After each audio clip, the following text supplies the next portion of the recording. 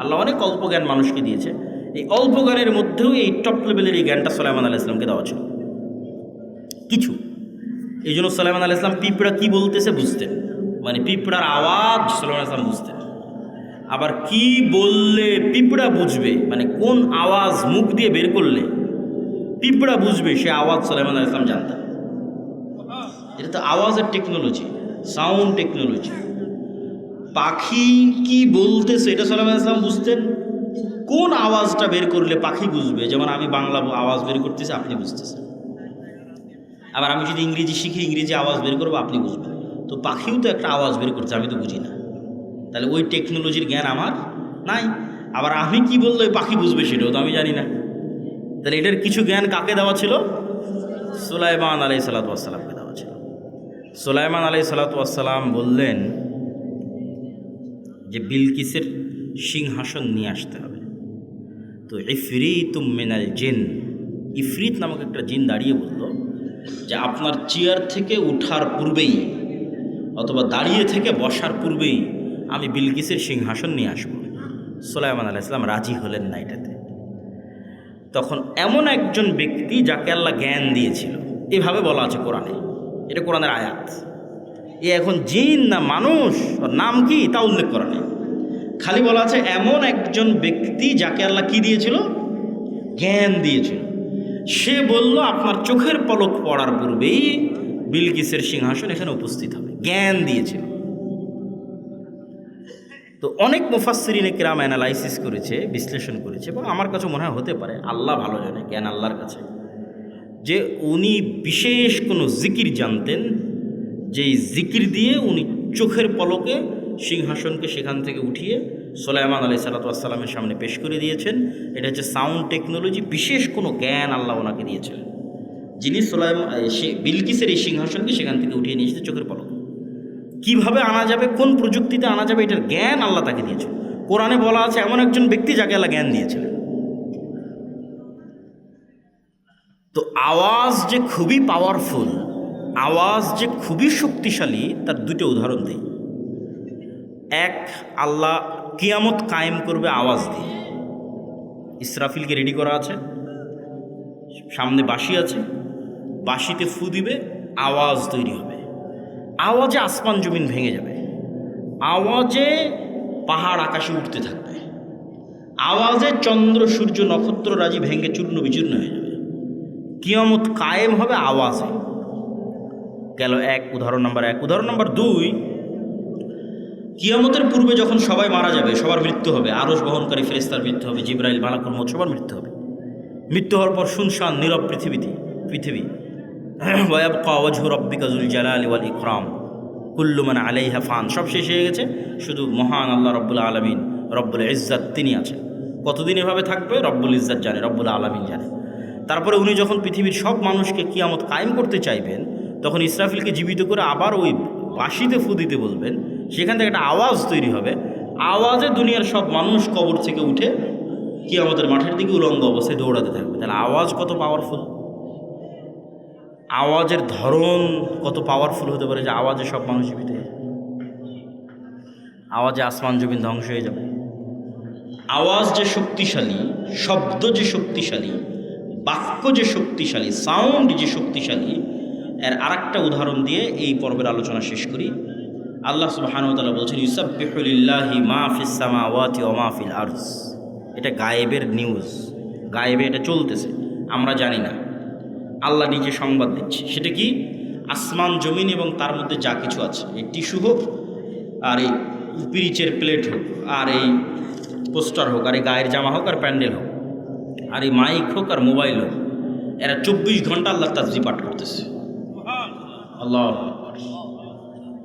আসমান এবং জমিনের মধ্যে যা কিছু আছে, কীট পতঙ্গ পঙ্গপাল জীব জন্তু জানোয়ার সব আল্লাহর তাসবিহ পাঠ করতেছে 24 ঘন্টা।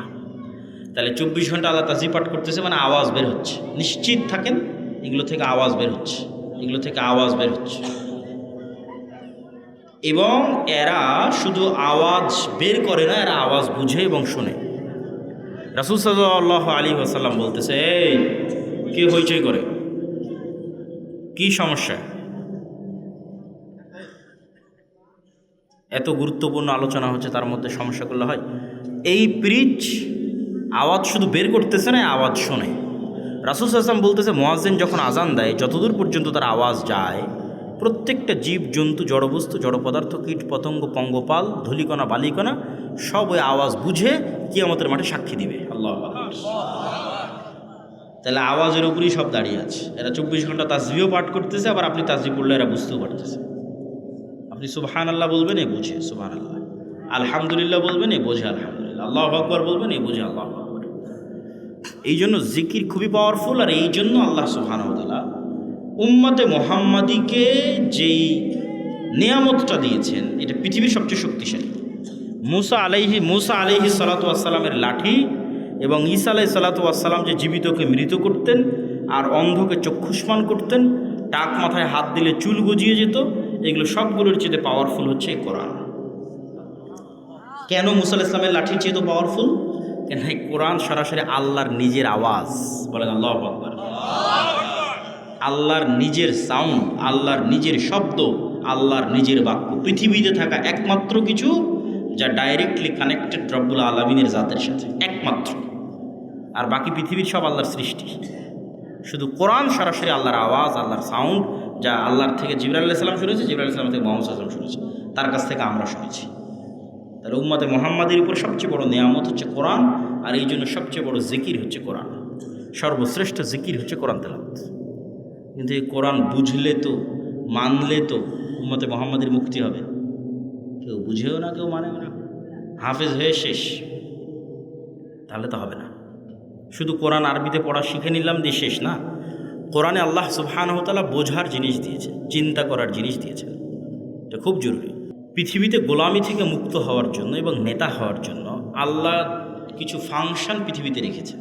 এতক্ষণ যেগুলো বলে সব গায়েবের ফাংশন, এখন বাস্তব জগতের ফাংশন বলে। বাস্তব জগতেও কিন্তু আল্লাহর তৈরি করা ফাংশন কাজ করে। যেমন আল্লাহ আগুন তৈরি করেছে জ্বালানোর জন্য।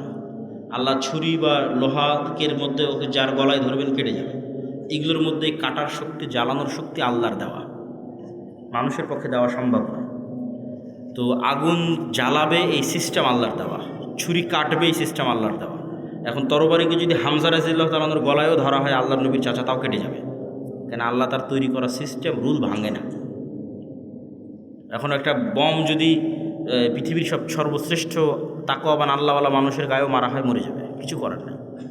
সিস্টেম ওয়ার্ক করবে, ফাংশন কাজ করবে।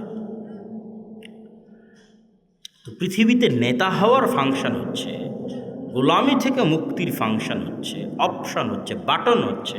মোবাইলে যেমন বাটন আছে কল দেওয়ার, ফ্ল্যাশ লাইট জ্বালানোর, এরকম পৃথিবীতে নেতা হব আমি, গোলামি থেকে মুক্তি চাই, কি ফাংশনে কাজ করবে? তার একটা হচ্ছে জ্ঞান এবং শিক্ষা। জ্ঞান এবং শিক্ষা, এটা একটা বাটন। এই বাটনে চাপ দিলে নেতা তৈরি হয়, অটোমেটিক হবেই। আর জ্ঞান শিক্ষার উল্টাটা কি? জ্ঞান শিক্ষার উল্টা হচ্ছে যেটা সাঘাটার যুবকেরা করতেছে। Free fire, PUBG, TikTok, Facebook, YouTube, reels, বিড়ি, সিগারেট, গাঞ্জা, সময় নষ্ট, আইপিএল, বিপিএল, অনলাইন জুয়া, এগুলো হচ্ছে প্রত্যেকটা জ্ঞানের উল্টা কাজ। ওই ফাংশন, ওই বাটন যে চাপ দিবে ও গোলাম হবে। এখন পৃথিবীতে যদি আমেরিকা এবং ইউরোপের এবং ইসরায়েলের ইহুদিরা জ্ঞান অর্জন করে, আর সাঘাটার যুবকেরা যদি এগুলো করে, তো আল্লাহ সুবহানাহু ওয়া তাআলা কখনোই তার রুলস ব্রেক করে, তার সিস্টেম ব্রেক করে এসে বলবে না, এই ইহুদিরা, খ্রিস্টানরা, তোরা থাম, তোরা তো অনেক জ্ঞান অর্জন করতেছিস, তোদেরকে নেতা হতে দেওয়া যাবে না। আমার সাঘাটার কিছু মুসলমান জুয়াখোর, মদখোর আছে, ওদেরকে নেতা বানাবো। হবে নাকি? হ্যাঁ, হবে না। তাহলে সাঘাটার যারা জুয়াখোর, মদখোর আছে, এরা গোলাম হবে। এই ফাংশনের উপরে পৃথিবী দাঁড় করানো আছে। আর ও যদি ইহুদিও হয়েও জ্ঞান অর্জন করে, ও কি হবে? জোরে বলেন না, কি হবে? আরও জোরে বলেন, কি হবে? নেতা হবে। তাহলে গোলামির জিঞ্জির আমাদের হাতে এবং পায়ে আমরাই বাঁধতেছি। জ্ঞান বিমুখ হওয়ার মাধ্যমে আমাদের হাতে এবং পায়ে গোলামির জিঞ্জির আমরাই বাঁধতেছি। গোলামির জিঞ্জির খুলতে হবে নিজেকে, জ্ঞান অর্জন করতে হবে। জ্ঞান এবং শিক্ষা ছাড়া গোলামি থেকে মুক্তির কোনো রাস্তা নাই। 2 নাম্বার আর একটা বাটন হচ্ছে ন্যায়পরায়ণতা এবং সত্যবাদিতা। আর এর উল্টা বাটনটা হচ্ছে 2 নম্বরই রাস্তা, ধোঁকাবাজির রাস্তা, দুর্নীতির রাস্তা, মিথ্যার রাস্তা। তাহলে এই 2 নম্বর মিথ্যা, দুর্নীতি, ধোঁকাবাজি, এটা হচ্ছে গোলামির রাস্তা। সত্যবাদী তার ন্যায় পরায়ণ, তার যে নেতা হওয়ার রাস্তা। আর মুহাজিরেরা ব্যবসা বুঝে ওরা ব্যবসা শুরু করে দিল। অল্প কয়েকদিনের মধ্যে উসমান ইবনে আফফান, আব্দুর রহমান ইবনে আউফ, জুবাইর ইবনুল আওয়াম, এরা হচ্ছে কোটিপতি সাহাবি, মাল্টি বিলিয়নার সাহাবি। এরা রাসূল সাল্লাল্লাহু আলাইহি ওয়াসাল্লামের জীবদ্দশাতেই কোটিপতি হয়ে গেছিল। তো এরা যদি কোটিপতি না হতো তাহলে ওই মদিনার অর্থনীতির কন্ট্রোল কাদের হাতে থাকতো? ইহুদিদের হাতে। এখন কি সমস্যা হতো, খালি একটা উদাহরণ বলি। মদিনায় গিয়ে যখন প্রথম রাসূল সাল্লাল্লাহু আলাইহি ওয়াসাল্লাম মসজিদে নববী তৈরি করে, তখন মসজিদে নববীর সামনের কুয়ার মালিক ইহুদি। সামনের কুয়ার মালিককে ইহুদি। আজকেও সৌদি আরবের সবচেয়ে বড় সমস্যা পানি। আজ থেকে 1400 বছর আগে তাহলে কত সমস্যা হতে পারে পানি নিয়ে। তো এখন এই মসজিদে নববীতে যারা সালাত আদায় করতে আসবে এদের উজু করা লাগবে। তো উজু করতে এদের অনুমতি নিতে হবে কার? ইহুদির। তাহলে মাথাটা নত কার হচ্ছে? মুহাম্মদ সাল্লাল্লাহু আলাইহি ওয়াসাল্লামের। নত হচ্ছে না যে ইহুদি তোমার এখানে আমার উম্মত উজু করবে, একটু অনুমতি দাও। তাহলে অর্থনৈতিক মুক্তি ছাড়া মাথা উঁচু হয় না। মুহাম্মদ সাল্লাল্লাহু আলাইহি ওয়াসাল্লাম বললেন, কে আছে এমন যে কুয়া কিনে দিতে পারবে আল্লাহর সন্তুষ্টির জন্য? জান্নাত। উসমান ইবনে আফফান বলল, আমি আছি আল্লাহর নবী। আল্লাহু আকবার। তাহলে উনি যে ওনার টাকা দিয়ে মসজিদে নববীর সামনের কুয়াটা কিনে দিলেন, তাদের সম্মান কার রক্ষা হলো? মুহাম্মদ সাল্লাল্লাহু আলাইহি ওয়াসাল্লামের রক্ষা। মাথা উঁচু থাকলো। এই জন্য অর্থনৈতিক মুক্তি ছাড়া কখনো গোলামি থেকে মুক্তি হয় না।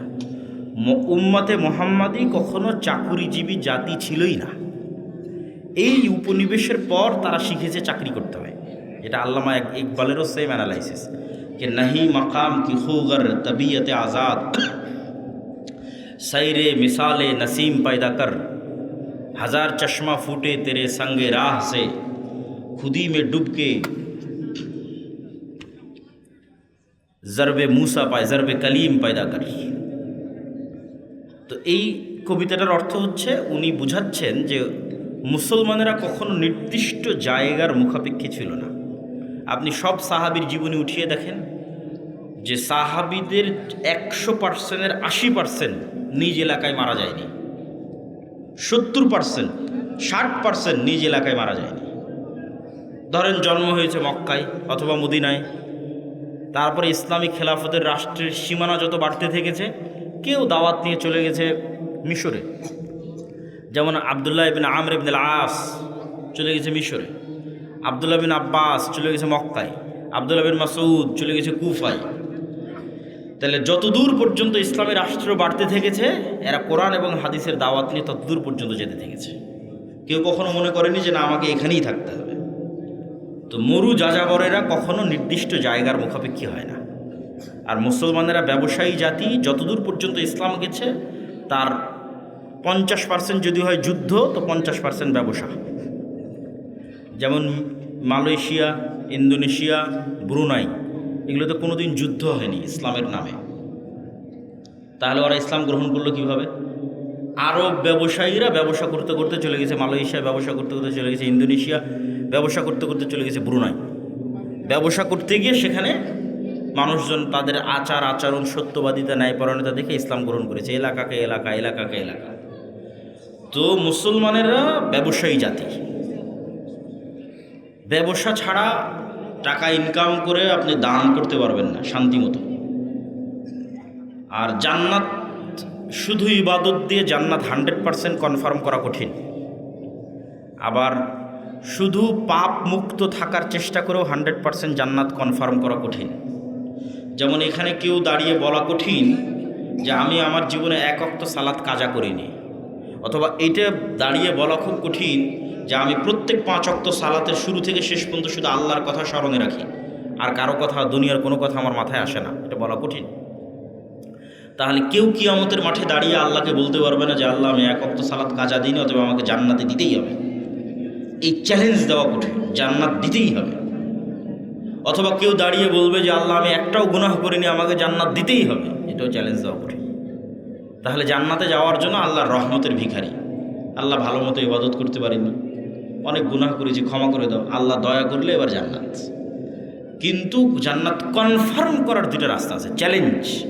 যে জান্নাত আমারই, যাবই।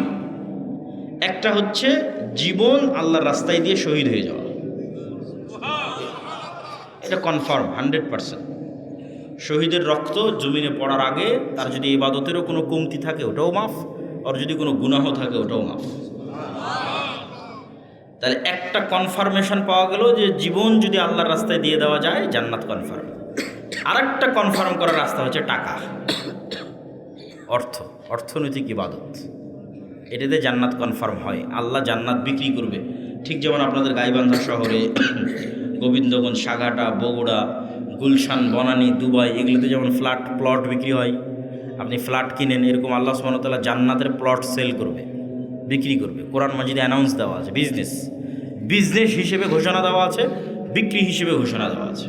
আমি বানিয়ে বলতেছি, ইন্নাল্লাহ আশতারা মিনাল মুমিনিনা আনফুসাহুম ওয়া আমওয়ালাহুম বিআন্না লাহুমুল জান্নাহ হাল আদুল্লুকুম আলা তিজারাতিন তুনজিকুম মিন আযাবিন নার। তাহলে আল্লাহ বিজনেসও ঘোষণা দিয়ে রেখেছে, আল্লাহ সুবহানাহু ওয়া তাআলা ক্রয় বিক্রয় ঘোষণা দিয়ে রেখেছে। তাহলে জান্নাতের বাড়ি, আপনাদের ভাষায় প্লট, ফ্ল্যাট আল্লাহ বিক্রি করবে, সেল করবে, এবং এটাকে আল্লাহ ব্যবসা বলছে। এবং এই ব্যবসাটা শতভাগ লাভজনক। কেন শতভাগ লাভজনক সেটাও বলবো। তো তার আগে বুঝি যে টাকা দিয়ে জান্নাত কিভাবে কিনা যাবে। দুনিয়াতেই আল্লাহ সুবহানাহু ওয়া তাআলা অসংখ্য ইবাদতের কমতিতে টাকার জরিমানা দিয়ে মাফ করার ব্যবস্থা করেছেন, এবং অসংখ্য গুনাহের কাফফারায় টাকার জরিমানা দিয়ে মাফ করার ব্যবস্থা করেছেন দুনিয়াতে। যেমন কেউ হজ এবং উমরা করতে গেছে, উমরা করতে গিয়ে কোনো একটা ইবাদত ছুটে গেছে, বড় একটা ইবাদত, জামরায় হয়তো পাথর মারতে যেতে পারেনি, তাহলে ইবাদতে কমতি হয়ে গেছে। এখন আল্লাহ রসুল বলতেছে, ঠিক আছে, কমতি যেহেতু হয়ে গেছে, তুমি একটা দম, একটা দুম্বা, একটা খাসি আল্লাহ রাস্তায় কুরবানি করে দাও, ওইটা এটাকে মেকআপ করবে, কাভার দিবে। তাহলে টাকা দিয়ে ইবাদতের কমতি পূরণ করা যাচ্ছে। এবার গুনাহের কাফফারা, রমজান মাসে দিনের বেলায় কেউ তার স্ত্রীর সাথে সাংসারিক জীবনে গেছে, আল্লাহ সুবহানাহু ওয়া তাআলা কোরআনে আয়াত অবতীর্ণ করে বলতেছে গোলাম আজাদ করতে হবে অথবা 60 জন মিসকিনকে খাওয়াতে হবে। তো গোলাম আজাদ করতেও টাকা লাগবে, 60 জন মিসকিনকে খাওয়াতেও টাকা লাগবে। তাহলে টাকাটা দিয়ে গুনাহের কাফফারা হচ্ছে দুনিয়াতেই। এই সেম নিজাম ব্যবস্থা কিয়ামতের মাঠেও থাকবে। যেমন দুনিয়াতে আপনি অসুখ বিসুখ পড়ে গেলে ক্লিনিকে, মেডিকেলে নিয়ে গেলে টাকা পয়সার দরকার হয়, বিদেশে নিয়ে গেলে আরও দরকার, সিঙ্গাপুর, থাইল্যান্ড, ব্যাংকক নিয়ে গেলে আরও টাকা লাগবে। ছেলে মেয়েকে স্কুল, কলেজ, ইউনিভার্সিটিতে পড়াতে টাকা লাগবে, বিপদ আপদ, বিবাহ শাদী টাকা লাগে, কেস, কোর্ট কাচারি, মামলা মোকদ্দমা টাকা লাগে, এগুলো টাকা দিয়ে পার হওয়া যায়। একই ঘটনা কিয়ামতের মাঠে ঘটবে। কিন্তু সমস্যা হচ্ছে কিয়ামতের মাঠে নতুন করে টাকা অ্যারেঞ্জ করার কোনো সিস্টেম নাই। কিয়ামতের মাঠে কারো থেকে ধার নেওয়ারও কোনো সিস্টেম নাই। তাহলে কিয়ামতের মাঠে আমাকে এবং আপনাকে ধনী অবস্থায় উঠতে হবে, যে আজ কিয়ামতের মাঠে উঠেছি কোটি টাকার মালিক অবস্থায়। তাহলে বাঁচার রাস্তা আছে। ইবাদতের কমতিতেও ওই কোটি টাকা কাজে দিবে, গুনাহের কাফফারাতেও ওই কোটি টাকা কাজে দিবে। মানুষ যারা পাওনাদার আসবে, আল্লাহ আমার নামে গীবত করেছে, অপবাদ দিয়েছে, মিথ্যা বলেছে, এই সেই যা আছে, হক দেয়নি, যা আসবে সবগুলো কাভার দেওয়া যাবে, মেকআপ দেওয়া যাবে যদি ধনী অবস্থায় কিয়ামতের মাঠে ওঠেন। যেমন দুনিয়াতে আপনি ধনী থাকলে কাভার দিতে পারেন যে কোনো সমস্যা, কিয়ামতের মাঠেও যদি ধনী অবস্থায় ওঠেন কাভার দিতে পারবেন। কিন্তু কিয়ামতের মাঠে ধনী অবস্থায় ওঠার জন্য এখন থেকে ব্যাংকে জমা করতে হবে, আল্লাহর ব্যাংকে, পরকালের ব্যাংকে এখন থেকে জমা করতে হবে। এবং আল্লাহ সুবহানাহু ওয়া তাআলার সাথে এই ব্যবসা কেন লাভজনক সেটাও বলি। আল্লাহ যে বলছেন তোমরা আমার সাথে ব্যবসা করো, এটা শতভাগ লাভজনক। কেন লাভজনক? আপনি যদি আজকে সাঘাটা বাজারে একটা জমি কিনেন, তাহলে জমিওয়ালা আপনার দেওয়া টাকা নিয়ে চলে যাবে, ওই টাকার উপর আপনার কোনো কন্ট্রোল থাকবে না, কোনো দখল থাকবে না, আর জমিটা আপনি তার থেকে বুঝিয়ে নেবেন। এখন আল্লাহ সুবহানাহু তাআলার জন্য আপনি পরকালের অ্যাকাউন্টে যে টাকা জমা দিবেন, ওই টাকা কি আল্লাহ নিয়ে চলে যাবে? ওই টাকা দিয়ে যদি আপনি মসজিদে একটা এসি বা একটা ফ্যান লাগান, ওই ফ্যানের বাতাস কে খাবে? আপনিই তো খাবেন। ওই টাকা তো আর আল্লাহ নিয়ে গেলেন, আর ফ্যানের বাতাসও আল্লাহ খাবে না। ধরেন আপনি টাকা দিয়ে একটা গরু জবাই দিলেন, গরুর গোস্ত কে খাবে? আপনি খাবেন না, ওই গরুর গোস্ত আল্লাহর কাছে চলে যাবে, আল্লাহ নিয়ে যাবে। আল্লাহ খাবারের মুখাপেক্ষী নয়। তাহলে আরেকজনের সাথে যখন লেনদেন হচ্ছে তখন টাকা কিন্তু চলে যাচ্ছে। আর আল্লাহর সাথে যখন লেনদেন হচ্ছে তখন ওই টাকা আমি ভোগ করতেছি, মাঝখান থেকে ফিরি ফাও আল্লাহ জান্নাত দিয়ে দিচ্ছে। তাহলে আল্লাহর সাথে ব্যবসায় কোনো লস আছে? কোনো লস নাই। ধরেন এই প্রতিষ্ঠানে আপনি দান করলেন, এই প্রতিষ্ঠানে দান করে এখানে পড়বে কে? আপনার ছেলে মেয়ে। কেউ যদি বেতন পায় আপনার গ্রামের ছেলে মেয়ে, তাহলে মাঝখান থেকে তো আপনি ফ্রিতে জান্নাত পাচ্ছেন। টাকাটা তো দুনিয়াতেই থাকতেছে, দুনিয়ার মানুষই খাচ্ছে, আপনি আপনার আত্মীয় স্বজন পাড়া প্রতিবেশী তারাই খেয়ে শেষ করে দিচ্ছে। তো যাক, আমি বক্তব্যের শুরুতেই কথাগুলো বললাম যে আপনাদের মধ্যে যদি এখন, আমি জানি না যে এখানে কেউ স্বেচ্ছাসেবক পাঠিয়ে বৈঠকি দান সংগ্রহ করবে কিনা, কিন্তু দান অর্থনৈতিক ইবাদত, অত্যন্ত শক্তিশালী একটি ইবাদত। যদি যায় তাহলে আপনারা সকলেই অংশগ্রহণ করার চেষ্টা করবেন। এই বলে আমি আমার এবং তোমাদের যারা মাদ্রাসা কর্তৃপক্ষ আছে তাদেরও যদি যাওয়ার সিস্টেম থাকে পাঠাতে পারো। এই কথা বলে আমরা আমাদের মূল বক্তব্যের দিকে এগিয়ে যাচ্ছি। আমাদের মূল বক্তব্য হচ্ছে গোলামি থেকে মুক্তির রাস্তা। এটাই বক্তব্যের আলোচ্য বিষয়। 5টা পয়েন্টে আমরা সংক্ষিপ্ত করে আলোচনা করব। ঈমান বিল গায়বে ইয়াকিন, আল্লাহ সুবহানাহু ওয়া তাআলার সাহায্য ছাড়া বিজয় হয় না। আল্লাহর সাহায্য পাওয়ার জন্য আল্লাহ সুবহানাহু ওয়া তাআলার ইবাদত করতে হয়, সৎ আমল। সৎ আমলের মধ্যে সালাত এবং জিকির সবচেয়ে পাওয়ারফুল। দুনিয়াতে নেতা হওয়ার জন্য জ্ঞান অর্জন এবং সত্যবাদিতা ও ন্যায়পরায়ণতার কোনো বিকল্প নাই। এই 5টা পয়েন্টে আমরা সংক্ষিপ্ত করে ব্যাখ্যা করব এবং বক্তব্যের শেষের দিকে চলে যাব। প্রথম দুটো হচ্ছে ঈমান বিল গায়েবে ইয়াকিন। গায়েব মানে অদৃশ্য।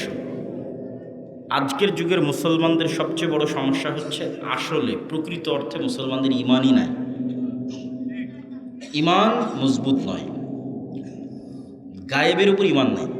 কেন? আজকের দুনিয়া বেশি বাস্তববাদী, বেশি বস্তুবাদী, বেশি দুনিয়ামুখী। ফলত গায়েবের যে লজিক, যে সূত্র, এটা কেউ বুঝেও না, কেউ জানতেও চায় না। কিন্তু গায়েবের কার্যকরণের সূত্র এবং লজিক সবচেয়ে পাওয়ারফুল। এগুলোর জ্ঞান এবং নলেজ কোরআন এবং হাদিসে আছে। যেমন কিছুক্ষণ আগে দানের কথা বললাম, ওটার সাথে একটা সূত্র দেখেন, a+b² মতো সূত্র, যে দুনিয়ার লজিকে আমি যদি ধরেন পকেটে আমার 1000 টাকা থাকে, তাহলে 1000 টাকা থেকে যদি আমি 500 টাকা দান করি, যে 1000 টাকা, এখান থেকে 500 টাকা যদি দেই আপনাকে, তাহলে 500 টাকা দুনিয়ার কাগজে কলমের হিসাবে কমে গেল। কিন্তু সাথে সাথে গায়েবের অদৃশ্য লজিকে প্লাস হয়ে গেল। এটা সূত্র, এটা গায়েবের সূত্র। এই প্লাসের প্রভাব 5 বছর পর দেখা যাবে, 10 বছর পর দেখা যাবে। ঠিক আমি একজনকে 1000 টাকা কর্জ দিলাম, তার সাথে 1100 টাকা সুদ হিসেবে নিলাম। দুনিয়ার হিসেবে 100 টাকা অতিরিক্ত দেখাচ্ছে, কিন্তু গায়েবের লজিকে ওখানে 100 টাকা কমে গেছে। কিন্তু ওই 100 টাকা যে কমে গেছে, এটার প্রভাব 5 বছর 10 বছর পর দেখা যাবে। এগুলো গায়েবের সূত্র। এই গায়েবের সূত্রগুলোর উপর, গায়েবের অস্তিত্ব এবং বাস্তবতার উপর মুসলমানদের ঈমান নাই। যেমন ফেরেশতারা কোথায় যায়, কি করে, ঠিক আছে, আপনার বাড়িতে নূর আছে কিনা, আপনার বাড়িতে শয়তান আছে না ফেরেশতা আছে, আপনার কলবে নূর আছে কিনা, এগুলো সব গায়েব। এগুলো কিন্তু দেখা যায় না, এগুলো গায়েবের জগৎ।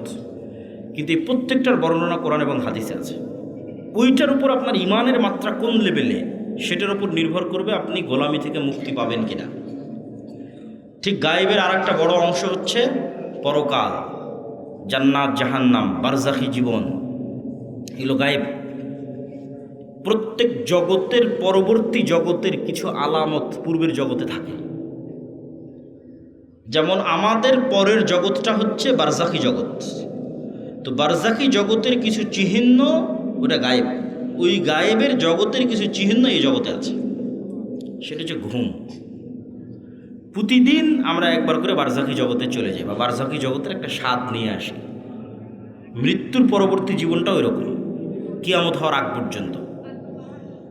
এই জন্য ঘুমানোর সময় আমরা কি বলি, যে আল্লাহুম্মা বিইসমিকা আমুতু, হে আল্লাহ আপনার নামে ঘুমাতে যাচ্ছি। জি না, এটার অনুবাদ হচ্ছে হে আল্লাহ আপনার নামে মৃত্যুবরণ করতে যাচ্ছি, মরতে যাচ্ছি।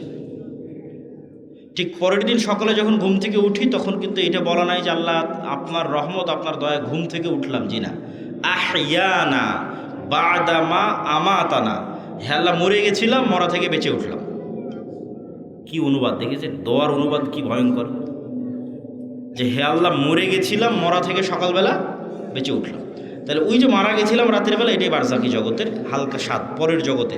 মানে আপনার মরার পরে কি হবে, ওই গায়েবের জগতের কিছু আলামত এই জগতে আপনি প্রতিদিন দেখতে পাচ্ছেন। এখন যারা ঘুম চলে গেছে এদের মধ্যে একদল মানুষের স্থায়ী মৃত্যু হয়ে যাবে ঘুমের মধ্যে, কেন আল্লাহ সুবহানাহু ওয়া তাআলা প্রত্যেক ঘুমন্ত বান্দার রূহকে তার নিকটে টেনে নেন।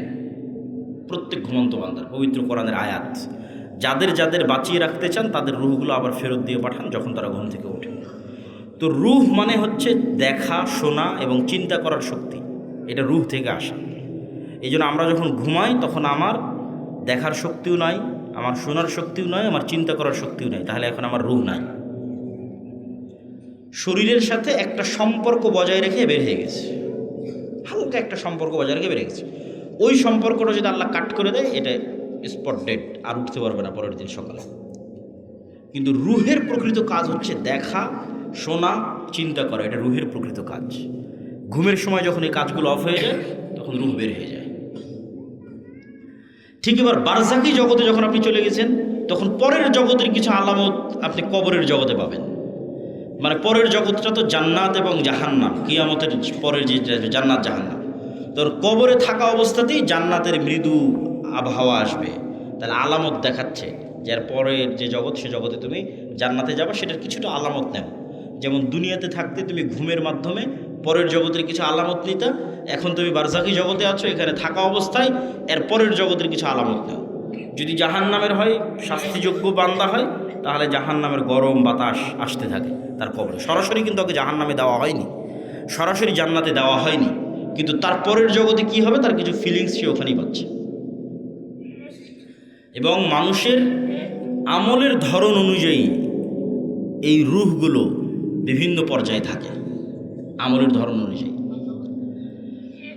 যেমন যারা শহীদ, তাদের রূহগুলো পাখি হিসেবে জান্নাতে উঠতে থাকে এবং খাবারও গ্রহণ করতে থাকে। ইউরজাকুন, রিজিক দেওয়া হয়। তাহলে যারা শহীদ হয়ে গেল, এদের রূহ পাখি হিসেবে জান্নাতে উঠতেছে। এদের চেয়েতেও যারা শ্রেষ্ঠ, শহীদদের চেয়েতেও যারা টপ লেভেলের রূহ, তারা আল্লাহ সুবহানাহু ওয়া তাআলার আরশের নিচে ঝুলন্ত অবস্থায় থাকে বারজাকি জগতে। এদের চেয়েতেও যারা টপ লেভেলের শ্রেষ্ঠ, তারা হচ্ছে নবীরা। তারা দুনিয়া থেকে মৃত্যুবরণ করেছে, কিন্তু নবীদের বারজাকি জগতের জীবনযাপন আরও উন্নত পর্যায়ের, মানে কোয়ালিটি আরও বেশি। কোয়ালিটিটা কেমন? রাসূলুল্লাহ সাল্লাল্লাহু আলাইহি ওয়াসাল্লাম যখন গেলেন, প্রথম আসমান, দ্বিতীয়, তৃতীয়, চতুর্থ, পঞ্চম, ষষ্ঠ, সপ্তম, সব আসমানে নবীদের সাথে কথা হয়েছে। তো নবীরা তো মরে গেছে দুনিয়াতে, তাহলে ওখানে কীভাবে কথা হচ্ছে? নবীদেরকে সাথে করে না সালাত কীভাবে হচ্ছে? তথা নবীদের বারজাকি জগতের যে জীবন, সেটা বারজাকি জগতে আর যত রূহ আছে তাদের চেয়ে টপ কোয়ালিটির জীবন, যেখানে ইবাদত করাও সম্ভব, যেখানে কথা বলাও সম্ভব। মুসা আলাইহিস সালাম তো কতদিন আগে মরে গেছে, কিন্তু মুসা আলাইহিস সালামের সাথে মুহাম্মদ সাল্লাল্লাহু আলাইহি ওয়াসাল্লামের দেখা হচ্ছে মেরাজের সফরে এবং কথা বলতেছে। তাই এটা হলো বারজাকি জগতের জীবন, যেটা কিয়ামতের পূর্ব পর্যন্ত এবং মৃত্যুর পরের। তাহলে এইগুলো তো গায়েব। এই গায়েবগুলোর উপর আপনার ঈমান, ইয়াকিন কোন পর্যায়ের, আপনি কোন জায়গা থেকে এগুলোর উপর ঈমান রাখেন? এগুলো কি আপনি চোখে দেখতে পাওয়ার মতো ঈমান রাখেন, না বাস শুনলাম দেখলাম শেষ? যতক্ষণ পর্যন্ত চোখে দেখতে পাওয়ার মতো ঈমান অর্জন এই জিনিসগুলোর উপর না হবে, ততক্ষণ পর্যন্ত গোলামি থেকে মুক্তির রাস্তা তৈরি হবে না। এই জন্য ঈমান মজবুত করা সবচেয়ে জরুরি।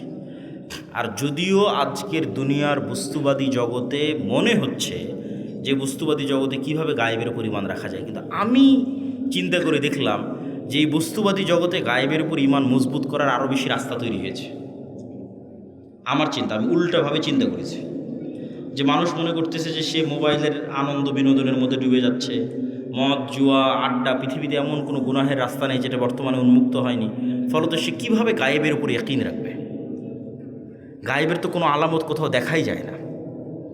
কিন্তু আমি চিন্তা করে দেখলাম যে না, আমরা আধুনিক যুগে যা যা ব্যবহার করতেছি তা আমাকে গায়েবের প্রতি ইয়াকিন তৈরি করতে আরও বাধ্য করা উচিত। কিভাবে আপনাকে বলি, আজ থেকে 100 বছর আগে এই সাঘাটার কোনো মানুষকে যদি এখন জীবিত করা হয়, 100 বছর আগে এই প্রোগ্রামে নিয়ে এসে বসানো হয় মুরব্বির জায়গায় দিয়ে, তাকে আমি বলবো যে মুরব্বি, আমি এখন যে কথা বলতেছি আমার এই কথাটা না 1000 কিলোমিটার দূরে আমেরিকাতে এখন বাজতেছে। এখন আমার এই কথা উড়ে গিয়ে আমেরিকাতে এখন বাজতেছে, কয়েক হাজার কিলোমিটার দূরে। মুরব্বী তো বিশ্বাস করতে পারবে না যে বলে এখানে, বলবে এখানে, বাজবে লন্ডনে সাথে সাথে। এ কেমনি সম্ভব? এ তো গায়েব। এটা কিন্তু 100 বছর আগে এটাই গায়েব, 100 বছর আগে এটাই গায়েব। অথচ আমি কথা বললে আমার এই কথা উড়ে আমেরিকা, পৃথিবী যেদিন সৃষ্টি হয়েছে সেই দিন থেকেই যায়। বুঝেন মনে হয় আমার কথা? এটা মানুষ জানতো না। এটা তো আলোর গতির মধ্যে, আলোর মধ্যে ডাটা ট্রান্সফার হয়, এই জ্ঞান মানুষের ছিল না। কিন্তু ট্রান্সফার তো ভাই যেদিন থেকে আল্লাহ পৃথিবী সৃষ্টি করেছে সেই দিন থেকেই হয়। মানে আমি এখান থেকে বলবো আর এটা আলোর গতির সাথে আমার এই কথা সারা পৃথিবীতে ঘুরতেছে, বা আলো যতদূর পর্যন্ত যাচ্ছে আমার এই কথা অতদূর পর্যন্ত যেতে থাকতেছে। এটা যেই দিন থেকে পৃথিবী আল্লাহ সৃষ্টি করেছে সেই দিন থেকেই হয়। তাহলে এটা আমাদের জন্য কি ছিল? গায়েব ছিল। বলেন তো এটা আমাদের জন্য কি ছিল? গায়েব ছিল, তখন জানতাম না। তাহলে এইটা যদি সম্ভব হয় যে কথা বলবো এখানে আর আলোর গতিতে সেই কথা গিয়ে বাজবে আমেরিকায়, এবং আমেরিকায় বসে মানুষ শুনতেছে, এখন লন্ডনে বসে মানুষ শুনতেছে, আপনারা টিভি মোবাইলে ব্যবহার করতেছেন, তাহলে এটা ব্যবহার করা অবস্থায় আপনি কিভাবে বিশ্বাস করতেছেন যে এই কথা আল্লাহ শুনতেছে না? বলেন আল্লাহু আকবার। আপনি মোবাইল ব্যবহার করা অবস্থায় মানুষ আপনার কথা শুনে নিচ্ছে, মানুষের তৈরি করা যন্ত্র দিয়ে। আমার এখনকার কথা মানুষ শুনে নিচ্ছে ইংল্যান্ডে বসে থেকে, আমেরিকায় বসে থেকে, আর আমি বিশ্বাস করতেছি আরে আমি যে কথা বলছি এটা তো মনে হয় আল্লাহ শুনতে পাচ্ছে না। তাহলে আপনি আধুনিক প্রযুক্তির প্রত্যেক যে জিনিস ব্যবহার করতেছেন ওই জিনিসে এবার এই স্টাইলে চিন্তা করবেন যে মানুষ যদি এই পর্যন্ত করতে পারে তাহলে আল্লাহ কোন পর্যন্ত করতে পারে। তাহলে আপনি যত চিন্তা করবেন তত গায়েবের উপর আপনার ইয়াকিন বাড়বে। যেহেতু ভয়ঙ্কর আমরা গেঁড়া কলে ফেসে গেছি। বর্তমান বিজ্ঞান এটাই বলতেছে যে কাফা বিনাফসিকাল ইয়াউমা আলাইকা হাসিবা, যে আজকে তোমার হিসাবের জন্য তুমি যথেষ্ট। আলজামনাহু তায়রাহু, মানুষের সাথে মানুষের পাখিকে আমি মানুষের ঘাড়ের সাথে বেঁধে দিয়েছি, শাব্দিক অনুবাদ করলাম। তো কেমনে মানুষ তার হিসাবের জন্য নিজেই সে যথেষ্ট, আলাদা করে হিসাব করা লাগবে না, এটার একটু দু একটা উদাহরণ দেই। এই যে আমরা এখানে কথা বলতেছি, এই কথা এখন আলোর সহযোগিতায় পৃথিবীর বাংলাদেশের সব জায়গায় পৌঁছে যাচ্ছে। তো এই আলোটা যতদূর যাচ্ছে এই কথা কিন্তু এই আলোর মধ্যে আছে। শুধু কথা না, আমার দৃশ্য, আমার ছবি, আমার ভিডিও এই আলোর মধ্যে আছে। আলো ডাটা ট্রান্সফার করতে পারে, যেটা দিয়ে এরা ক্যামেরার কাজ করতেছে, মোবাইলের কাজ করতেছে, সেটাই। তো এখন আমরা যদি পৃথিবীতে এমন একটা যন্ত্র আবিষ্কার করি যেটা আলোর চেয়ে বেশি জোরে দ্রুত চলে, আর আবিষ্কার করা মানুষের পক্ষে সম্ভব নয়। কল্পনা করেন যে আমরা একটা অলৌকিক কার্যকলাপের মাধ্যমে একটা মেশিন তৈরি করলাম, আলোর চেয়ে জোরে চলে, দিয়ে এখন আজ থেকে 15 বছর আগে চলে গেছি, আলোর চেয়ে বেশি গতিতে 15 বছর আগে চলে গেছে। তো 15 বছর আগে সাঘাটার মাটি থেকে যে আলোটা ছুটেছে আকাশের দিকে, ওই আলোটা এখন যে জায়গায় আছে আমি ওর আগে গিয়ে বসে গেছি, ওর আগে গিয়ে পৌঁছে গেছি, আলোটাকে ধরবো। ওই আলোটাকে ধরার সময় যদি ওখানে আমি কোনো একটা মেশিন সেট করতে পারি, তাহলে 15 বছর আগে এই সাঘাটার মাটিতে বসে আমি যা করেছি তা লাইভ দেখতে পাবো। 15 বছর আগে সাঘাটার মাটিতে আমি যা বলেছি তা আমি লাইভ শুনতে পাবো। এগুলো একটাও হারিয়ে যায়নি, সব আলোর মধ্যে আছে। ওই যে বিজ্ঞান ব্যবহার করতেছে, এখন এখান থেকে উড়িয়ে নিয়ে গিয়ে আমেরিকা লন্ডনে বাজাচ্ছে, তোরা তো আলোর সহযোগিতা, ওখান থেকে হারায় না। যে ধরতে চাইবে তোমাকেও ধরতে পারবে। যে তুমি রাতের অন্ধকারেও যদি কিছু করে থাকো সেটাও আলোর মধ্যে ভেসে থেকে গেছে, ওটা ধরা যাবে। লাইভ বদরের যুদ্ধ দেখা সম্ভব। শুধু আলোর গতিতে 1500 বছর আগে চলে যেতে হবে, তাহলে বদরের যুদ্ধ লাইভ দেখা যাবে ক্যামেরা দিয়ে আর মোবাইল দিয়ে। মুহাম্মদ সাল্লাল্লাহু আলাইহি ওয়াসাল্লামের হাদিস লাইভ শোনা যাবে, কিন্তু যাওয়া সম্ভব নয়, যেতে পারতেছি না। কিন্তু তোমাদেরকে বুঝাচ্ছি যে আমাদের হিসাব নেওয়া কত সহজ। আমাদেরকে যদি আল্লাহ সুবহানাহু ওয়া তাআলা ধরতে চায় তাহলে অন্তত এখনকার বিজ্ঞান অনুযায়ী গায়েবের উপর আরও ইয়াকিন তৈরি হওয়া উচিত যে আমরা তো বড় বিপদে আছি। শুধু এই একটা নয়, এই যে পুনরুত্থান, আল্লাহ সুবহানাহু ওয়া তাআলা মানুষকে জীবিত করতে চায়, জীবিত করবে। তো মানুষের ডিএনএ যদি এখনকার বিজ্ঞান 10,000 বছর আগে ধরো যে ডাইনোসর চলে গেছে, তার ডিএনএ যদি পাই, তাহলে ওর ক্লোন করে কাছাকাছি ওই মানের ওর ওই ডাইনোসরের কী ছিল না ছিল সব কিছু বের করে নিয়ে আসতে পারবে।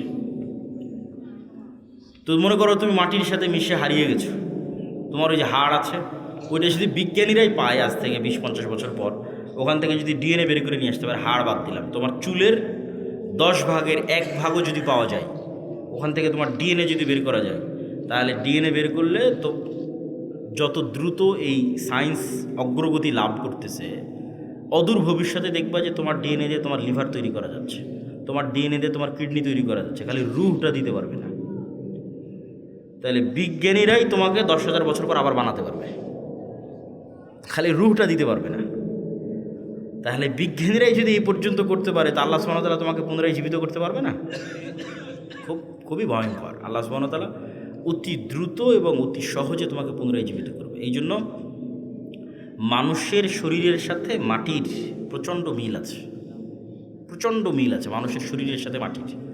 আমরা যা খাবার খাই সব মাটি থেকে আসে, যা আমাদের পেটের মধ্যে ঢুকতেছে, এমন কোনো খাবার নাই যেটা তুমি মাটির সংস্পর্শ ছাড়া তৈরি করতে পারবা, আলোর সংস্পর্শ ছাড়া তৈরি করতে পারবা, পানির সংস্পর্শ ছাড়া তৈরি করতে পারবা, কিছু নেই। বলো কই আমি গরুর গোস্ত, তো গরু কি খায়? ঘাস খায়। ঘাস কোথায় হয়? মাটিতে হয়। কোনো খাবার নাই পৃথিবীতে যেটা ওখান থেকে আসতেছে না। তাহলে একটা কলা তৈরি হলো, মাটির কলার গাছ তৈরি হলো, কলার মধ্যে কি আছে? Magnesium, calcium. ওই সেম ম্যাগনেসিয়াম ক্যালসিয়াম তোমার শরীরের মধ্যে আছে। তাহলে ওই ম্যাগনেসিয়ামটা মাটির থেকে আসতেছে। তাহলে মাটির ম্যাগনেসিয়াম আর তোমার শরীরের ম্যাগনেসিয়াম সেম। আজকে আল্লাহ ওই কলা তোমার শরীরের মধ্যে দিয়ে এখানে কোষ তৈরি করতেছে, ব্লাড তৈরি করতেছে, এই কোষ এই সেম ব্লাড ওই মাটির মধ্যেই তৈরি হয়ে যাবে।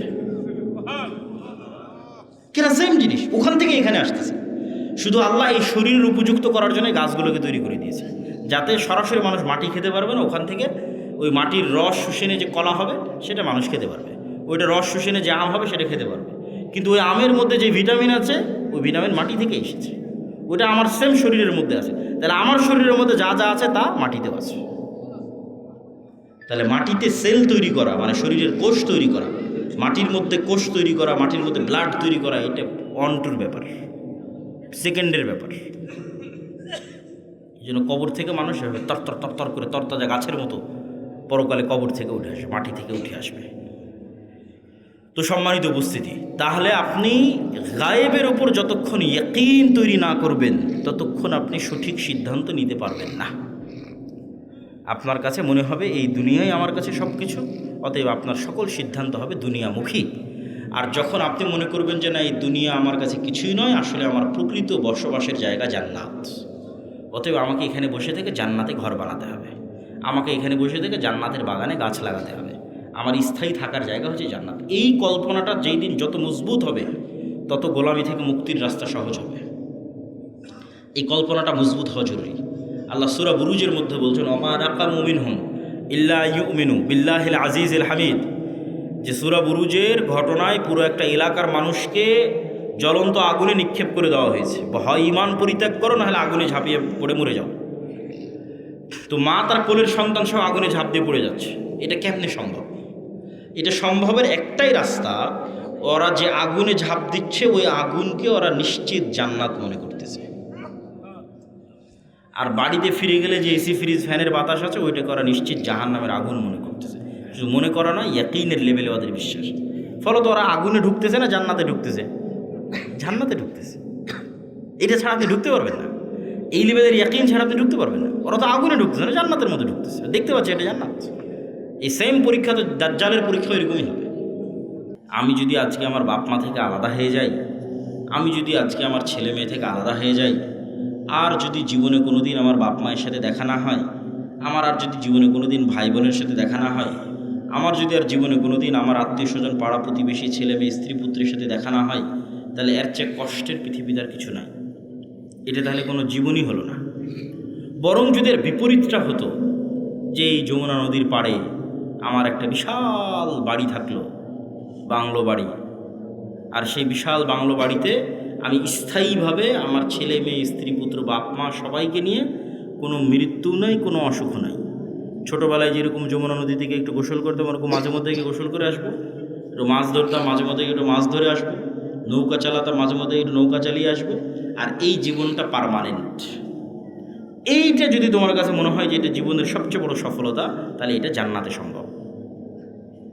সবাই যদি জান্নাতে যায়, তাহলে সবাইকে নিয়ে স্থায়ী পার্মানেন্টলি জান্নাতে এটা বাস্তবায়ন করা সম্ভব।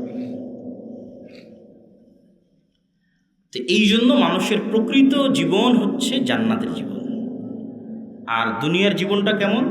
আমি আজকে যেমন রাজশাহী থেকে অথবা ঠাকুরগাঁ দিনাজপুর থেকে এখানে এসেছি, 10টার 9:30টার দিকে পৌঁছেছি, 11:30 12টার মধ্যে বের হয়ে যাব। এইখানে যে আমি 1-1.5 ঘন্টা আছি, আর আপনারা যারা এখানে বক্তব্য শুনতে এসেছেন 1-1.5 ঘন্টা আছেন, এই 1-1.5 ঘন্টার সময় যেমন, এই পুরো 60 বছরের সময় তেমন। এটা সফরের মধ্যে একটা যাত্রা বিরতি। সফরটা শুরু হয়েছে যেদিন আল্লাহ রূহ তৈরি করেছিল, এই সফরটা শেষ হবে জান্নাতে এবং জাহান্নামে যাওয়ার মধ্যে। তাহলে এই লম্বা সময়ের মধ্যে এই 60 বছর অতি ছোট। ঠিক এই পুরো 60 বছরের মধ্যে এখনকার 1-1.5 ঘন্টা যত ছোট। এবং মানুষ যখন পরকালে উঠবে, তখন মানুষের কাছে এটাই মনে হবে যে আমরা দুনিয়াতে মনে হয় 1-1.5 ঘন্টা ছিলাম। কোরআনের আয়াতের অনুবাদ, যে মানুষেরা বলবে যে আমরা দুনিয়াতে মনে হয় 1 দিন বেঁচেছিলাম, হাফ দিন বেঁচেছিলাম, আমাদের বেঁচেছে 60-70 বছর। তো সম্মানিত উপস্থিতি, 1 নম্বর পয়েন্ট ঈমান বিল গায়বি ইয়াকিন। পরের পয়েন্টগুলো একটু ছোটো ছোটো করে নিই, সময় অনেক অল্প। ঈমান বিল গায়বি ইয়াকিন হওয়ার পরের পর্ব হচ্ছে ইসলাম এবং মুসলমানদের বিজয়ের জন্য আল্লাহর সাহায্য জরুরি। আল্লাহর সাহায্য ছাড়া নবীরাও জয়লাভ করতে পারেনি। আমাদের নবী মুহাম্মদ সাল্লাল্লাহু আলাইহি সাল্লামও নয়। আল্লাহর সাহায্য নিশ্চিত যদি না হয়, আর আপনি যদি পারমাণবিক বমেরও মালিক হয়ে যান, জয়লাভ করতে পারবেন না। আর আল্লাহর সাহায্য যদি নিশ্চিত হয়, আপনি যদি সবচেয়ে দুর্বল থাকেন, জয়লাভ করতে পারবেন। শর্ত আল্লাহর সাহায্য। আল্লাহর সাহায্য আসে কিভাবে? 2টা টেকনোলজিতে আল্লাহর সাহায্য খুব দ্রুত পৃথিবীতে নেমে আসে। টেকনোলজি বললাম বুঝার সুবিধার্থে, ইয়াং জেনারেশনের বুঝার সুবিধার্থে। মূলত 2টা ইবাদতে আল্লাহর সাহায্য পৃথিবীতে নেমে আসে। একটা রাতের সালাত আর একটা সকাল সন্ধ্যের জিকির। রাতের সালাত এবং সকাল সন্ধ্যের জিকির। ঠিক যেমন এই মোবাইলটা লক হয়ে আছে, এই মোবাইল ওপেন হবে যদি এখানে পাসওয়ার্ড দিই, ফিঙ্গারপ্রিন্ট দিই, অথবা ফেস ভেরিফিকেশান অন করি। ফেস ভেরিফিকেশান, আমার চেহারা ও ধরে নিল ক্যামেরাতে, ডানে বামে মুখ করে পুরো চেহারা ধরে নিল, তারপর ওই চেহারার সাথে মিলে গেলেই খুলে যাবে, লক ওপেন হয়ে যাবে। তো আজকের যুগেও অনেক আধুনিক উন্নত প্রযুক্তির দরজা আছে, যে দরজাগুলো ফিঙ্গারপ্রিন্টে ওপেন হয়, কার্ড পাঞ্চ করলে ওপেন হয়।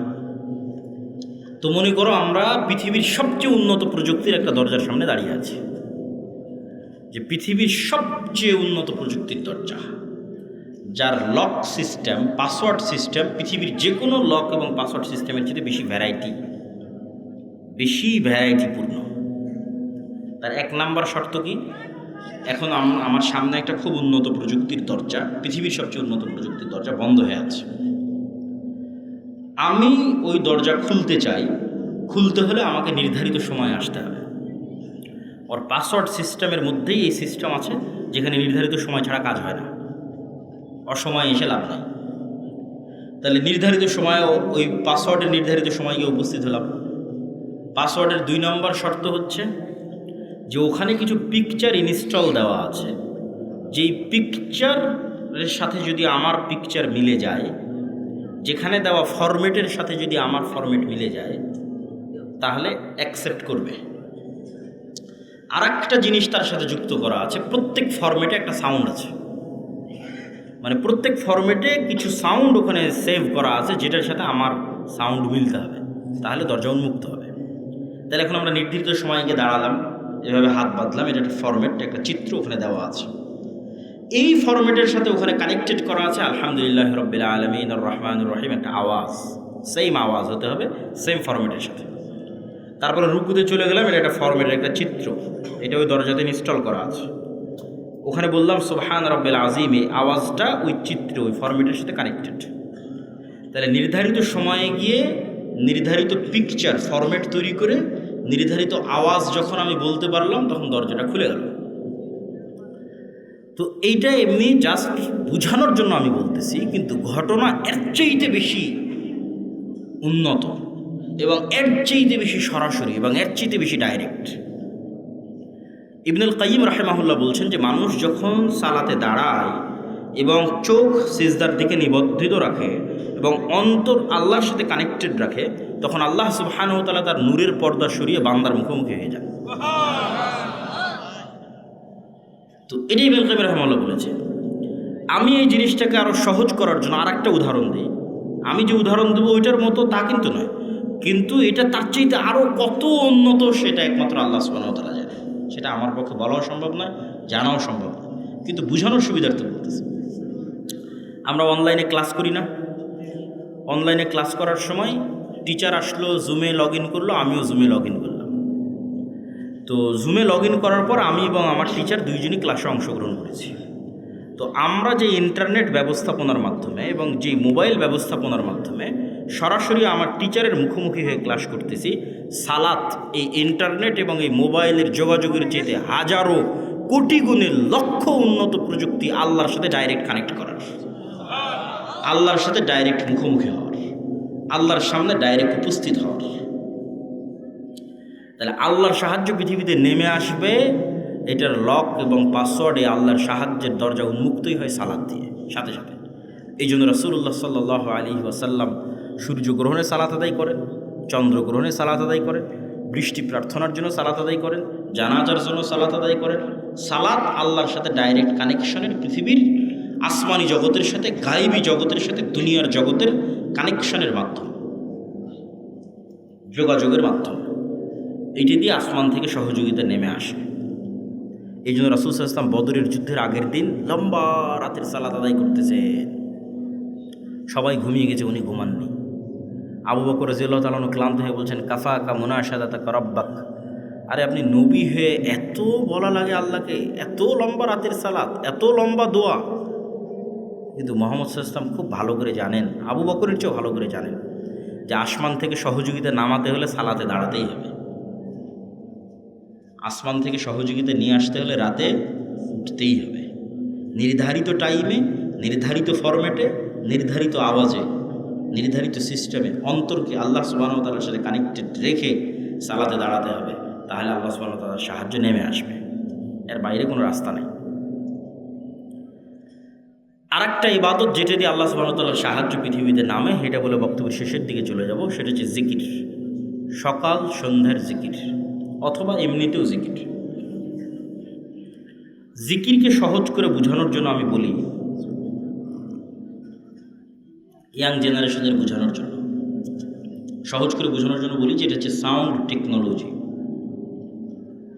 শব্দ বা আওয়াজ ভিত্তিক একটা প্রযুক্তি। আমাদের আধুনিক সভ্যতা দাঁড়িয়ে আছে এই যে ক্যামেরা এবং মোবাইলের সভ্যতা দাঁড়িয়ে আছে আলোর উপর, ওয়েভ তরঙ্গর উপর, যেটা প্রথমে তোমাদের বোঝালাম যে পুরো ইন্টারনেটের এই সভ্যতাটা দাঁড়িয়ে আছে, মোবাইলের এই সভ্যতা দাঁড়িয়ে আছে আলোর তরঙ্গের মধ্যে দিয়ে ডাটা ট্রান্সফার হয়। লিখলে ওখানে থাকে, ভিডিও দিলে ওখানে দেখা যায়, অডিও ভিডিও সবই ওই আলোর মধ্যে আছে, বাতাসের হাওয়ার মধ্যে আছে। ওটাকে ইউজ করে কাজে লাগানো, এটাই হলো আধুনিক সভ্যতার মূল ভিত্তি।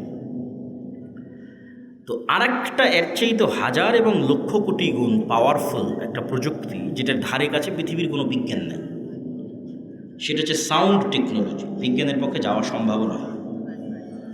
এই প্রযুক্তির কিছু জ্ঞান আল্লাহ সুলাইমান আলাইহিস সালামকে দিয়েছিলেন। ওয়ামা উতিতু মিনাল ইলমি ইল্লা কালিলা। আল্লাহ অনেক অল্প জ্ঞান মানুষকে দিয়েছে। এই অল্প জ্ঞানের মধ্যেও এই টপ লেভেলের এই জ্ঞানটা সুলাইমান আলাইহিস সালামকে দেওয়া ছিল কিছু। এই জন্য সুলাইমান আলাইহিস সালাম পিঁপড়া কী বলতেছে বুঝতেন, মানে পিঁপড়ার আওয়াজ সুলাইমান আলাইহিস সালাম বুঝতেন। আবার কি বললে পিঁপড়া বুঝবে, মানে কোন আওয়াজ মুখ দিয়ে বের করলে পিঁপড়া বুঝবে, সে আওয়াজ সুলাইমান আলাইহিস সালাম জানতেন। এটা তো আওয়াজের টেকনোলজি, সাউন্ড টেকনোলজি। পাখি কি বলতেছে এটা সুলাইমান আলাইহিস সালাম বুঝতেন। কোন আওয়াজটা বের করলে পাখি বুঝবে, যেমন আমি বাংলা আওয়াজ বের করতেছি, আপনি বুঝতেছেন। আবার আমি যদি ইংরেজি শিখি, ইংরেজি আওয়াজ বের করবো, আপনি বুঝবেন। তো পাখিও তো একটা আওয়াজ বের করছে, আমি তো বুঝি না। তাহলে ওই টেকনোলজির জ্ঞান আমার নাই। আবার আমি কি বললে ওই পাখি বুঝবে সেটাও তো আমি জানি না। তাহলে এটার কিছু জ্ঞান কাকে দেওয়া ছিল? সুলাইমান আলাইহিস সালাতু ওয়াস সালামকে দেওয়া ছিল। সুলাইমান আলাইহিস সালাতু ওয়াস সালাম বললেন যে বিলকিসের সিংহাসন নিয়ে আসতে হবে। তো ইফরিতুম মিনাল জিন, ইফরিত নামক একটা জিন দাঁড়িয়ে বলল যে আপনার চেয়ার থেকে উঠার পূর্বেই অথবা দাঁড়িয়ে থেকে বসার পূর্বেই আমি বিলকিসের সিংহাসন নিয়ে আসবো। সুলাইমান আলাইহিস সালাম রাজি হলেন না এটাতে।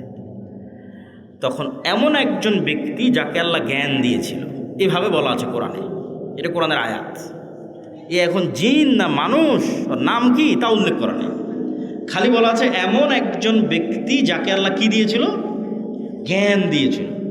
সে বলল আপনার চোখের পলক পড়ার পূর্বেই বিলকিসের সিংহাসন এখানে উপস্থিত হবে, জ্ঞান দিয়েছিল। তো অনেক মুফাসসিরিনে কিরাম অ্যানালাইসিস করেছে, বিশ্লেষণ করেছে, এবং আমার কাছে মনে হয় হতে পারে, আল্লাহ ভালো জানে, জ্ঞান আল্লাহর কাছে, যে উনি বিশেষ কোনো জিকির জানতেন, যেই জিকির দিয়ে উনি চোখের পলকে সিংহাসনকে সেখান থেকে উঠিয়ে সুলাইমান আলাইহিস সালামের সামনে পেশ করে দিয়েছেন। এটা হচ্ছে সাউন্ড টেকনোলজি, বিশেষ কোনো জ্ঞান আল্লাহ ওনাকে দিয়েছিলেন, যিনি বিলকিসের এই সিংহাসনকে সেখান থেকে উঠিয়ে নিয়ে এসেছে চোখের পলকে। কীভাবে আনা যাবে, কোন প্রযুক্তিতে আনা যাবে, এটার জ্ঞান আল্লাহ তাকে দিয়েছেন। কোরআনে বলা আছে এমন একজন ব্যক্তি যাকে আল্লাহ জ্ঞান দিয়েছিলেন। তো আওয়াজ যে খুবই পাওয়ারফুল, আওয়াজ যে খুবই শক্তিশালী, তার দুটো উদাহরণ দিই। এক, আল্লাহ কিয়ামত কায়েম করবে আওয়াজ দিয়ে। ইসরাফিলকে রেডি করা আছে, সামনে বাঁশি আছে, বাঁশিতে ফু দিবে, আওয়াজ তৈরি হবে, আওয়াজে আসমান জমিন ভেঙে যাবে, আওয়াজে পাহাড় আকাশে উঠতে থাকবে, আওয়াজে চন্দ্র সূর্য নক্ষত্র রাজি ভেঙে চূর্ণ বিচূর্ণ হয়ে যাবে। কিয়ামত কায়েম হবে আওয়াজে। গেল এক, উদাহরণ নাম্বার এক। উদাহরণ নাম্বার দুই, কিয়ামতের পূর্বে যখন সবাই মারা যাবে, সবার মৃত্যু হবে, আরশ বহনকারী ফেরেশতার মৃত্যু হবে, জিবরাইল, মালাকুল মউত, সবার মৃত্যু হবে। মৃত্যু হওয়ার পর শুনশান নীরব পৃথিবী ওয়ায়াবকা ওয়াজহু রাব্বিকা যুল জালালি ওয়াল ইকরাম কুল্লু মান আলাইহা ফান, সব শেষ হয়ে গেছে, শুধু মহান আল্লাহ রব্বুল আলামিন, রব্বুল ইজ্জাত, তিনি আছেন। কতদিন এভাবে থাকবে রব্বুল ইজ্জাত জানে, রব্বুল আলামিন জানে। তারপরে উনি যখন পৃথিবীর সব মানুষকে কিয়ামত কায়েম করতে চাইবেন, তখন ইসরাফিলকে জীবিত করে আবার ওই বাঁশিতে ফু দিতে বলবেন, সেখান থেকে একটা আওয়াজ তৈরি হবে, আওয়াজে দুনিয়ার সব মানুষ কবর থেকে উঠে কিয়ামতের মাঠের দিকে উলঙ্গ অবস্থায় দৌড়াতে থাকবে। তাহলে আওয়াজ কত পাওয়ারফুল, আওয়াজের ধরন কত পাওয়ারফুল হতে পারে, যে আওয়াজে সব মানুষ জীবিত হয়ে যাবে, আওয়াজে আসমান জমিন ধ্বংস হয়ে যাবে। আওয়াজ যে শক্তিশালী, শব্দ যে শক্তিশালী, বাক্য যে শক্তিশালী, সাউন্ড যে শক্তিশালী, এর আরেকটা উদাহরণ দিয়ে এই পর্বের আলোচনা শেষ করি। আল্লাহ সুবহানাহু ওয়া তাআলা বলছেন ইউসাব্বিহু লিল্লাহি মা ফিস সামাওয়াতি ওয়া মা ফিল আরজ। এটা গায়েবের নিউজ, গায়েবে এটা চলতেছে, আমরা জানি না, আল্লাহ নিজে সংবাদ দিচ্ছে। সেটা কি? আসমান জমিন এবং তার মধ্যে যা কিছু আছে, এই টিস্যু হোক, আর এই পিরিচের প্লেট হোক, আর এই পোস্টার হোক, আর এই গায়ের জামা হোক, আর প্যান্ডেল হোক, আর এই মাইক হোক, আর মোবাইল হোক, এরা 24 ঘন্টা আল্লাহর তাসবিহ পাঠ করতেছে। আল্লাহ, আসমান এবং জমিনের মধ্যে যা কিছু আছে, কীট পতঙ্গ, পঙ্গপাল, জীব জন্তু, জানোয়ার, সব আল্লাহর তাসবিহ পাঠ করতেছে 24 ঘন্টা। তাহলে 24 ঘন্টা আল্লাহ তাসবিহ পাঠ করতেছে, মানে আওয়াজ বের হচ্ছে। নিশ্চিত থাকেন, এগুলো থেকে আওয়াজ বের হচ্ছে, এগুলো থেকে আওয়াজ বের হচ্ছে। এবং এরা শুধু আওয়াজ বের করে না, এরা আওয়াজ বুঝে এবং শোনে। রাসূল সাল্লাল্লাহু আলাইহি ওয়াসাল্লাম বলতেছে, এই কে হইচই করে, কি সমস্যা? এত গুরুত্বপূর্ণ আলোচনা হচ্ছে, তার মধ্যে সমস্যা করলে হয়?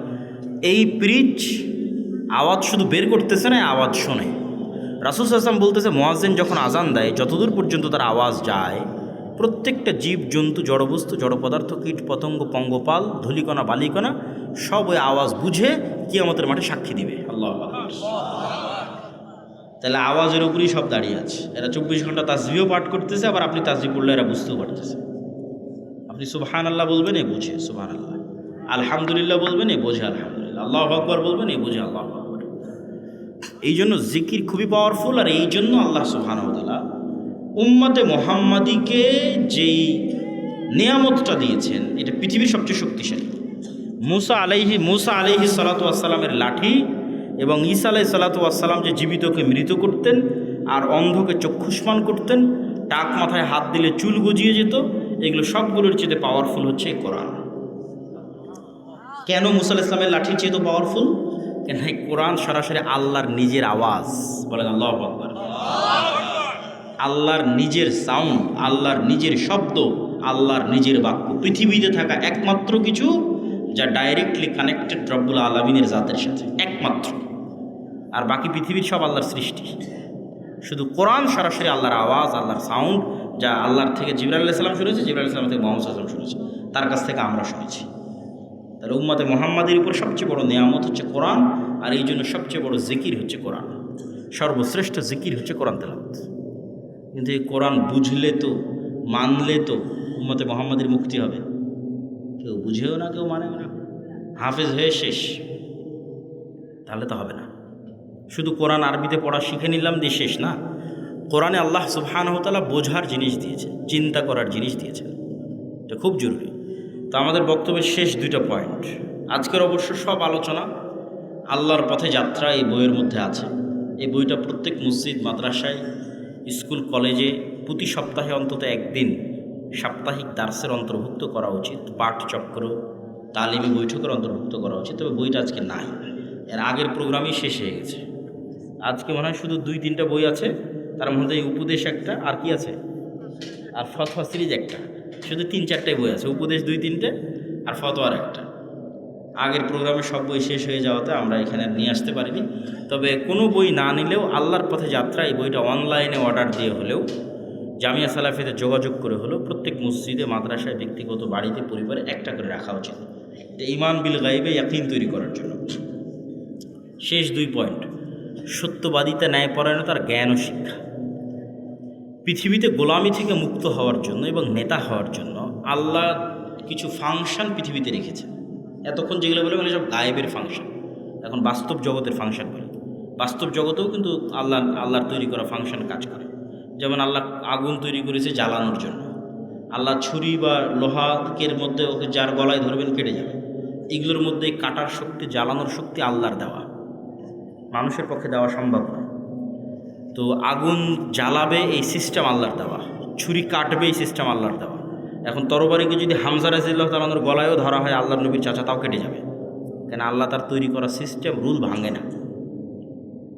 এখন একটা বম যদি পৃথিবীর সর্বশ্রেষ্ঠ তাকওয়াবান আল্লাহওয়ালা মানুষের গায়েও মারা হয়, মরে যাবে, কিছু করার নেই।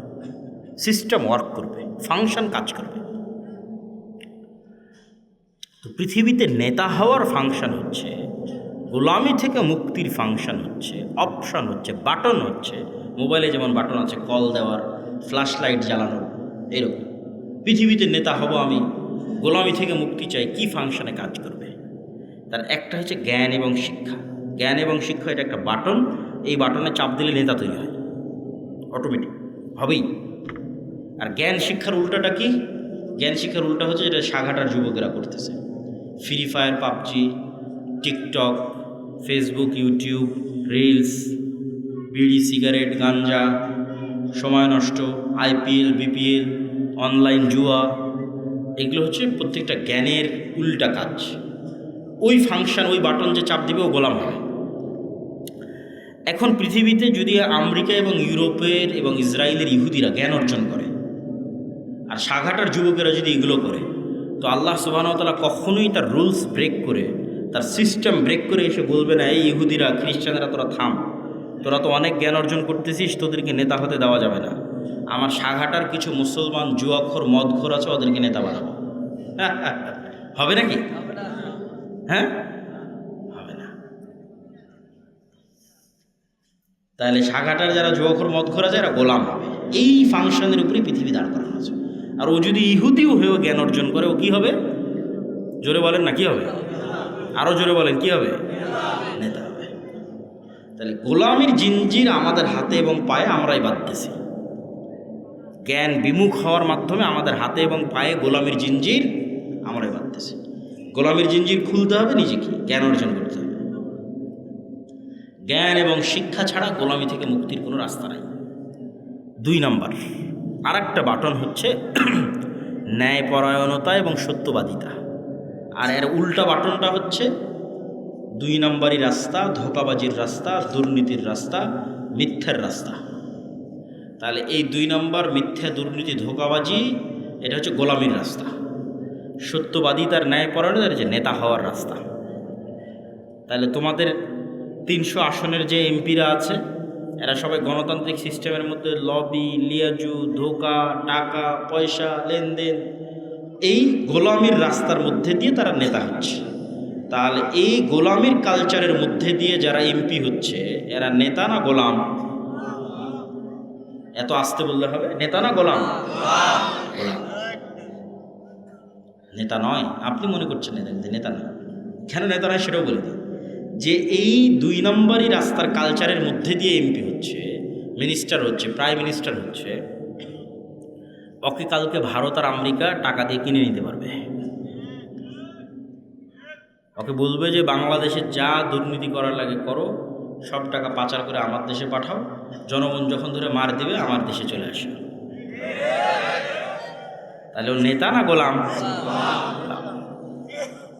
তাহলে ততক্ষণ নেতা হওয়া যায় না যতক্ষণ শতভাগ সত্যবাদী, ন্যায়পরায়ণ না হওয়া যায়। আর কোন রাস্তা নাই পৃথিবীতে নেতা হওয়ার। ওসি, ডিসি, এসপি, মন্ত্রী, মিনিস্টার, এসিল্যান্ড, সাব রেজিস্ট্রার, মাদ্রাসার শিক্ষক, প্রধান শিক্ষক, আলেম ওলামা, হুজুর, ইসলামী দল সংগঠন, সবার মধ্যে বাহ্যিক ইসলাম আছে। বেশিরভাগের মধ্যে 50% হয়তো সালাত আদায় করে, 60-70% হয়তো ওমরা করে। কিন্তু এই চেয়ারটাতে যখন বসতেছে তখন চেয়ারের আমানত আর রক্ষা করে না। তখন 2 নম্বরই রাস্তা অবলম্বন করে, ঘুষ, সুদ, দুর্নীতি, টাকা পয়সা সবগুলোর মধ্যে ঢুকে পড়ে। তাহলে সে আসলে বুঝেইনি ইসলাম কি, সে আসলে মুনাফিক। সে কি?